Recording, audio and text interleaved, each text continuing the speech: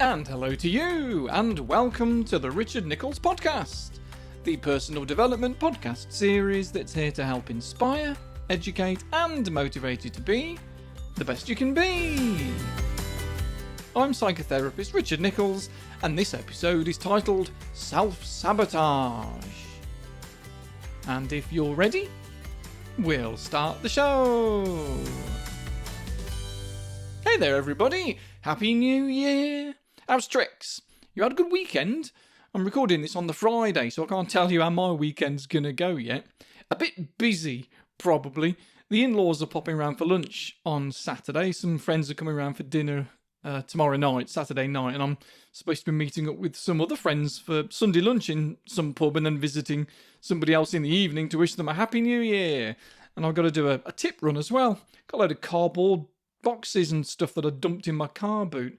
I'll do it a bit later on today, but I promised Fiona we'd record another Therapy Natters podcast because I can't do it next week because I've got to take my son back to university and stuff. Life's a nightmare, especially when I got talked into taking that CPD course as well, even though I know full well I'm probably going to be at half strength for all of these things because I'm stretching myself a bit thinly. But I know I'm not alone. If you've ever set a goal for yourself, and then you found yourself deliberately sticking a spanner in the works, knowing full well it'll cause you to fail, then welcome to the human race, because everyone does it at some point. So I'm not going to beat myself up over it. The problems come when it's not so much a one-off, but a habit, an everyday occurrence that sabotages your goals, your self-esteem, maybe even your relationship. If not your relationship with other people, definitely your relationship with yourself. If you're not where you want to be in life for some reason, and you're not sure why, are you guilty of self-sabotage?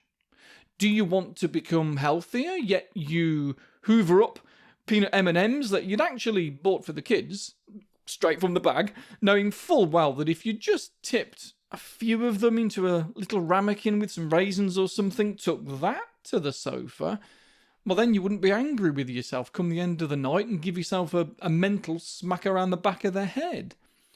With so many things we might want to achieve in life, we know just what to do and just how to do it, but we so often shoot ourselves in the foot, accidentally on purpose. Why? Why do we do this to ourselves? Why do we procrastinate and watch TV programs and YouTube clips with a self-defeating voice in the back of our heads telling us how useless we are? Well, if you do that, that's your first reason. That negative self-talk creates a feedback loop. It's the whole CBT triangle of thoughts, emotions, and behaviour all feeding each other. You call yourself a piece of crap, you'll feel like a piece of crap, and then you act like a piece of crap, which of course gives you evidence that you actually are a piece of crap. So you call yourself a piece of crap, and it makes you feel like a piece of crap, and round and round and round it goes. Remember, even though there is a good 50% of our personality built into our genetics, the rest of it is down to that loop of feeding back and creating habits. And so, like some who have athletic genes, they might find it easier to build muscle or have hand-to-eye coordination. It doesn't mean somebody with different genes can't achieve similar or even the same things. It just means that they've got to work a little bit harder. Someone with dyspraxia can still learn to ride a bike. They just have to be okay with falling off it a lot more often than other people do. Imagine if someone had told Keira Knightley or Daniel Radcliffe that they couldn't possibly learn to act because of their dyspraxia, or David Bailey couldn't learn how to use a camera, or Florence Welch from Florence and the Machine, the drums, because of their dyspraxia. How unfair would that be? Because yes, it's hard, but not impossible.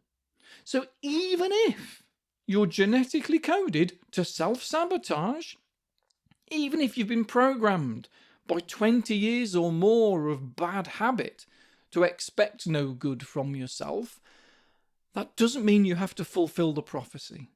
It just means you have to work harder at challenging yourself. And I'm sorry about that. I wish there was some sort of magic spell. I think that's why I've always been so fascinated with hypnotic language, because I've always wished that just saying the right thing was enough. And okay, it is better than nothing, and it's quite a lot better than nothing, actually, the language that we use, especially if you combine that with hypnotherapy. But the action is more important, as well as the meaning behind it. Don't act a certain way only because it's the right way to act. Don't act healthier or more productive or kinder or whatever with a narration that runs alongside it that says you're a piece of crap, because the actions you take will never feel natural that way. Do those things because you know you're learning to make it second nature, that you're practicing, that's all. Do it with more kindness and respect towards yourself, and you'll see some improvements, definitely. And those improvements will be to the foundations below all of this, to your self-esteem, your sense of self-worth. That's often the biggest reason why we sabotage our goals. It boils down to what's called cognitive dissonance, which is the discomfort that we'd experience if we held two opposing opinions at the same time. Festinger and Carl Smith did some of my favourite studies into this, Google them. One was by paying people to do something that was dull, and they were able to make them enjoy it more by paying them less because of cognitive dissonance. One part of them thought it was dull, but another part of them said that because they were being paid for it, it was worthwhile. But the more that they were paid, the more they would focus on the dullness of it, and the less that they were paid, the more they looked for other reasons to have enjoyed it. And this is the same process that we go through if we've got low self-esteem, but we achieve something, or we start doing something that only somebody with any value would do. Instead of looking at the reasons to allow us to increase the self-worth, we look for the ways to shoot ourselves in the foot instead. We could be in a relationship that's going really, really well. They actually really like us. But if you don't like you, then seeing evidence that you're likeable will cause cognitive dissonance. So you either start liking you, or you find ways to spoil the relationship. And spoiling the relationship usually wins there, because it's much easier to have an argument over something petty than it is to start liking someone that you've hated for as long as you can remember. If you throw imposter syndrome into the mix as well, you've got an extra explanation. You can have low self-esteem without imposter syndrome, but not the other way around though, and it will feed the sabotage. The higher up the chain you go, the further you have to fall. And if you can take control of the fall, then you'll feel safer. Even though it's you that's making it happen, it will still feel better than everyone else bringing you down. So you either achieve nothing, even though you have the ability to, because if people don't notice you, then they can't bring you down, or you aim high, shoot the moon, but with a constant fraudulent feeling that you'll be found out at any time, which makes you take on more tasks, even though you can't cope with the stuff that you've got, and you end up juggling with so many balls that you drop the lot. And sometimes in a way that's kind of indirect and doesn't seem as if it's deliberate. We might take extra risks that could mean we get hurt, secretly, unconsciously, hoping that we do get hurt. And we've got an explanation then as to why all the balls were dropped. I remember meeting somebody once many, many years ago. It was a potential client. Well, it was a client. They had to cancel their very first session because they had food poisoning. And when they eventually started therapy, we talked about it a bit. And after a few sessions, they felt safe enough to tell me that they knew that the chicken that they were eating was undercooked. They could see that it was pink as soon as they cut into it. And this was at home. They had cooked it. And they looked at it before they put it into their mouth and they thought, if I'm fine, I'm fine. And if I'm not, well, then at least I don't have to go to work tomorrow. And that's self-sabotage. And it serves a purpose. It always does. To have a running commentary that says things like, of course I couldn't finish the project, I had food poisoning, is easier than saying, of course I couldn't finish the project, I'm useless. Saying, of course the relationship ended, we argued all the time, is easier to accept than, of course the relationship ended, I'm unlovable. And being aware of it is always the first step. That's why this podcast exists. The more people that can go, oh yeah, I do that, about anything that I speak about, the more chances we get of doing something about it. When a client realises this, it's easier to explore alternatives then, like working out if there's a way of building confidence by setting smaller goals rather than aiming high and trying to shoot the moon and failing all the time, like I was talking about on Friday in the bonus episode. Especially with health goals, and especially with mental health goals. Somebody with social anxiety can't just walk onto a stage in front of 200 people and expect everything to feel okay. They've got too much experience telling them that they can't do that. And that's why children always seem to have far more confidence than us scaredy cat adults. Because a 2-year-old could stand in front of probably any crowd and sing and dance and not give a flying frog what people think. Because society hasn't taught them yet that if people don't like them, then their world will end. And when they're quite young, they start learning, most of them anyway, and then they've got to unlearn it again later in life when they're forced out of their comfort zones.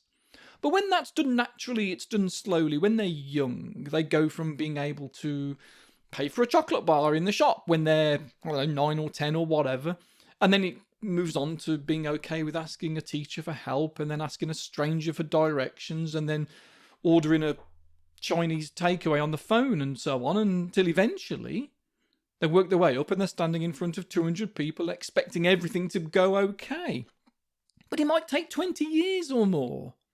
Now, that's not to say that an adult needs another 20 years to get to that point. It might take half that. It might take a fraction of that.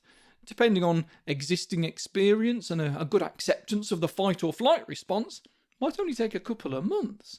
There are no rules, not really, apart from one maybe, that if you do nothing to change, then nothing changes.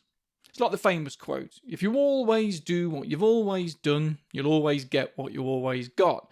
And I know that sounds like I'm stating the obvious, and if you saw it on a t-shirt, you'd probably shake your head at the banality of it. But sometimes we don't see the obvious unless it is stated. Watch out for the if-onlys as well. A wise man once said, if only it was so, these are the loneliest words I know. If only. Yeah, they can be the loneliest. They can also be the most useless. Because what can you do with an if only?